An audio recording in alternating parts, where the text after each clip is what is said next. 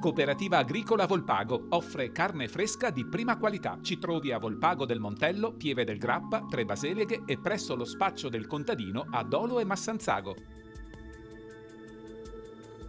Bentrovati al meteo.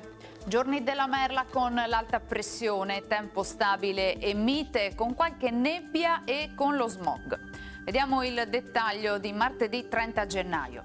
Sul Veneto sarà asciutto con cielo sereno o poco nuvoloso per la presenza di velature. L'anticiclone è bloccato sul centro Europa e questa situazione favorisce la formazione di fitte nebbie in pianura insieme alla pessima qualità dell'aria, specie nelle grandi città. Le temperature si manterranno stazionarie, minime tra -1 e 0 gradi, massime tra 6 e 8 gradi all'incirca. Spostiamoci ora sul Friuli Venezia Giulia. Anche in questo caso cielo sereno o poco nuvoloso. Sulla bassa pianura e sulla costa sarà probabile la presenza di foschie o nebbie, specie nelle ore mattutine e notturne. Temperature minime tra -1 e 2 gradi, massime sugli 8-10 gradi.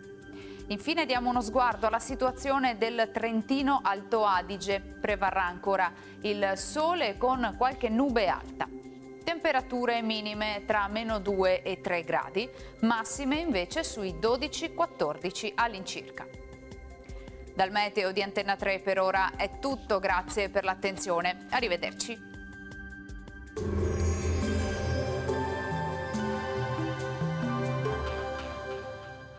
Cooperativa Agricola Volpago offre carne fresca di prima qualità. Ci trovi a Volpago del Montello, Pieve del Grappa, Tre Baseleghe e presso lo spaccio del contadino a Dolo e Massanzago.